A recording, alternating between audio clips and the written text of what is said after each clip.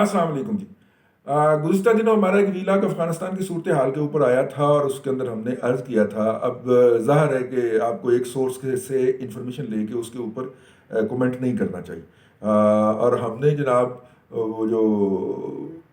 ایک سورس سے لیا، ہم نے تو سورس کا مذاق اڑانا تھا، میں جشوش تھا کا مذاق اڑانا تھا، تو ہم نے وہ ویلاگ کر دیا۔ لیکن جب آج صبح اس کے دیکھا بہت ساری ڈیولپمنٹس ہوتی ہیں، ہمارا انتظار کر رہی تھی، اس کے اندر سب سے پہلی ڈیولپمنٹ تو نعیم وردک صاحب، ڈاکٹر نعیم وردک صاحب جو اسلامک یونیورسٹی اسلام آباد سے پی ایچ ڈی کر چکے ہیں، وہ طالبان کے دوحہ آفس کے ترجمان ہیں، ان کا جو تھا وہ ہماری نظر سے گزرا۔ اس میں انہوں نے کہا کہ ہم کسی ایسی اس کے اندر شریک نہیں کر سکتے سرگرمی کے اندر جس کے اندر افغانستان کے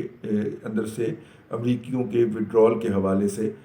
کوئی بات نہ ہو، اور ہمیں اس کا ایجنڈا پہنچا دیا گیا ہے۔ چونکہ کوئی حتمی تاریخ نہیں دی گئی تھی، 16 کے بعد کے 10 دنوں کے اندر وہ کانفرنس ہونا تھی، علماء کانفرنس ترکی کے اندر، اور اس کے ایک وفد بھی آیا تھا ہمارے پاس، وہ ایجنڈا شیڈا بھی دے کے گیا تھا۔ لیکن ہمارے جو بزرگان ہیں، مشران ہیں، جو علماء کرام ہیں، جو راہبران ہیں، وہ اس کے اوپر غور کر رہے ہیں، ابھی جانے یا نہ جانے کا کوئی فیصلہ نہیں ہوا۔ یہ تو ایک سٹیٹمنٹ تھی، لیکن جب ہم نے ان کا وہ ویلاگ وہ ٹویٹر ہینڈل دیکھا جو کل انہوں نے ٹویٹ کیا، اور جس کے اندر انہوں نے حتمی طور پہ فرما دیا کہ ہم اس میں نہیں جا رہے۔ اب جب آپ ٹویٹر کے اوپر جو ہے وہ غور کرتے ہیں تو آپ کو پتہ چلتا ہے کہ یہ حتمی فیصلہ ہے۔ اس سے پہلے جو سٹیٹمنٹ آ رہی تھی کہ ہم غور کر رہے ہیں، وہ نہیں تھا۔ جب ہم نے اس ٹویٹر میسج کا جسٹیفیکیشن یا بیک گراؤنڈ جاننے کی کوشش کی تو انہوں نے کہا کہ ہمیں یہ لگتا ہے کہ امریکنز جو ہیں وہ جانے سے پہلے گند ڈالنا چاہ رہے ہیں، اور گند ڈالنے کے لیے وہ یہ ٹائم مانگ رہے ہیں، اور ہم اس کے لیے ان کا گند روکنے کے لیے پوری طرح تیار ہیں۔ ان دی مین وائل یہ بھی بریکنگ خبر آپ کو نے سن لی ہوگی کہ امریکی وزیر خارجہ، جس کو وہ سیکرٹری خارجہ کہتے ہیں اور ہمارے سسٹم کے اندر ان کو وزیر خارجہ کہا جاتا ہے، انہوں نے پاکستان کے سپہ سالار کو فون کر کے کسی بات کے اوپر افغان پیس پروسیس کے اوپر اعتماد میں لیا۔ ظاہر ہے کہ طالبان نے جب سیدھے سے بہو کہہ دیا کہ ہم نہیں جا رہے ترکی، تو اعتماد میں تو کسی کا لینا بنتا تھا نا، کہ ان کے اوپر کوئی دباؤ شباؤ ڈالے نا کہ یہ وہاں پہ آئے، تو پھر ان کو اعتماد میں لیا۔ اور جب اعتماد میں لیا تو اس سے پہلے کچھ لوگ یہ بات کہہ رہے تھے کہ جناب افغانستان کے اندر ایک اہم ڈیولپمنٹ ہو رہی ہے، تو ابھی تک نہ پاکستان کے وزیر اعظم نہ وزیر خارجہ کو امریکیوں نے اعتماد میں لیا ہے یا اپنے تحفظات کا اظہار کیا ہے۔ تو پھر اس کے کچھ ہی دیر بعد یہ بریکنگ آ گئی، تو انہوں نے کہا جی اصل مالکان انہوں نے گل کر لی ہوئی ہے، ان بیچاروں کا تو ویسے ہی آؤٹ آف باؤنڈ ایریا ہے کہ یہ خارجہ امور کے اندر نہیں لات لگائیں گے، ویسے بڑے ہار ڈالے جا رہے ہیں ہمارے گلے کے اندر۔ 110 پاسپورٹس کی جو رینکنگ آئی ہے اس میں پاکستان کا نمبر 107واں ہے، ٹھیک 192 کی جو رینکنگ آئی ہے اس میں 171واں نمبر ہے۔ چلیں یہ ذرا زیادہ فاصلہ بنتا ہے باٹم سے، اس کو ذرا زیادہ لے لینا چاہیے۔ 192 ممالک کے جو پاسپورٹس ہیں ان میں سے 171واں ہے، اور یہ جو 110 کی رینکنگ آئی ہے اس میں سے 109واں ہے۔ تو کسی نے دونوں کو ملا کے کہا پاکستان کا 192 ممالک میں 107واں نمبر ہے۔ سبحان اللہ، یوتھیا مجہول القوم الجاہلیہ للعقل للمحدود، ٹھیک ہے۔ تو خیر وہ واپس آتے تو وہ جناب افغانستان کے معاملے کے اوپر ہم چلتے ہیں، اور افغانستان جو ہے طالبان کا یہ خیال ہے کہ یہ جو مدت کے اندر توسیع لی جا رہی ہے یا دی جا رہی ہے، اس کے اندر کچھ گند ڈالنے کی کوشش کی جائے گی۔ افغانستان کے اندر کچھ نئے گروپ تشکیل کیے جائیں گے۔ اب چونکہ وہ پرانی پالیسی واپس آ گئی ہے وہ بلیک واٹر والی، اور وہ جو ہے پرنس جو ہے ایرک پرنس جو ہے وہ بھی بائیڈن صاحب کے بڑے قریبی یار ہوتے ہیں، تو کوئی اس طرح کا اس میں سے رزق نکالنے کی کوشش کی جا رہی ہے۔ اور ایرک پرنس کی جو فورسز ہیں یا اس کا جو ہے وہ کیا کہنا چاہیے دیہڑی ہے، اس کی جسٹیفیکیشن ہی تب نکلتی ہے جب افغانستان کے اندر ٹھک ٹھک لگی رہے، تاکہ وہ پھر انہوں نے اپنی کانگریس سے یا اپنے سینٹ سے جو پیسے اپروو کروانے ہوتے ہیں افغانستان کے نام کے اوپر، وہ اپروو ہوتے رہے نا جی، ہیں تو وہ اپروو کروانے میں کے اندر ان کو آسانی رہے، تو ہم ان کو یہ موقع فراہم نہیں کریں گے، یہ ان کا کہنا ہے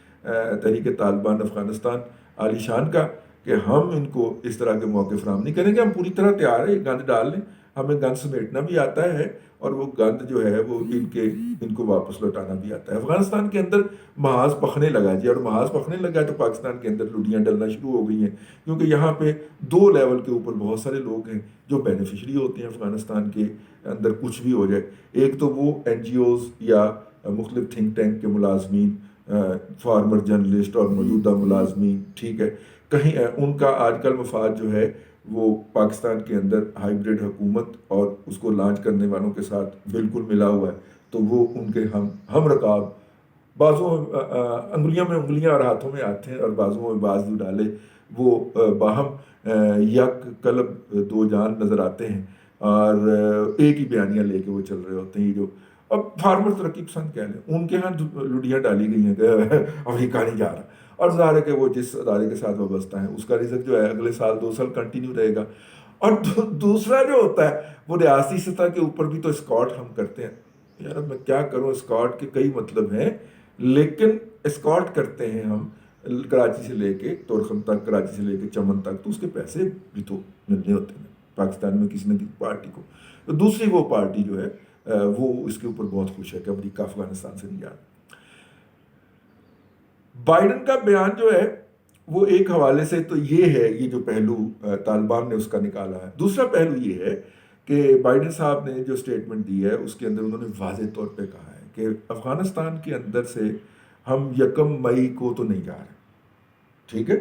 یہ 30 اپریل کہتے ہیں طالبان، وہ 1 مئی کہتے ہیں، ٹھیک ہے، انہوں نے کہا 1 مئی کو تو نہیں جا رہے، لیکن یہ بات طے ہے کہ 11 ستمبر کی جب 20ویں سال گرا،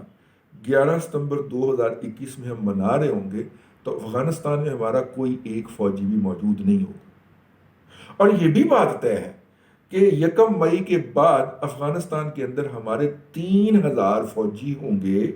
جو کہ فیلڈ ڈیوٹیز والے نہیں ہوں گے، مطلب کہ وہ ڈرون آپریٹرز ہو سکتے ہیں، وہ میڈیکل کے لوگ ہو سکتے ہیں، وہ سپلائی سائڈ کے لوگ ہو سکتے ہیں، وہ فیلڈ میں جا کے مرنے والے نہیں ہوں گے، ٹھیک ہے، فوجی نہیں ہوں گے، ٹھیک ہو گیا۔ یہ ان کا سٹیٹمنٹ ہے۔ اس میں سے ایک پازیٹیوٹی یہ نکلتی ہے کہ کم وقت میں امریکہ کے صدر کی موجودہ سٹیٹمنٹ کے مطابق وہ ستمبر میں وہاں سے روانہ ہو جائیں گے، مگر طالبان کا یہ کہنا ہے کہ یہ سارے ہیلے،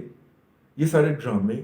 یہ سارا جھوٹ ہے، یہ ہمیں دھوکہ دینے کے لیے اس طرح کے سٹیٹمنٹس دے رہے ہیں۔ بنیادی طور پہ یہ اپنا فٹ پرنٹ یہاں پہ رکھنا چاہ رہے ہیں، اور اس فٹ پرنٹ کے لیے ضروری ہے کہ یہاں پہ کوئی ٹھا ٹھو لگی رہے۔ تو یہ ٹھا ٹھو لگنے کے لیے مقامی انگیجمنٹس کر رہے ہیں، مختلف وار لارڈز کے ساتھ مکمکا کر رہے ہیں،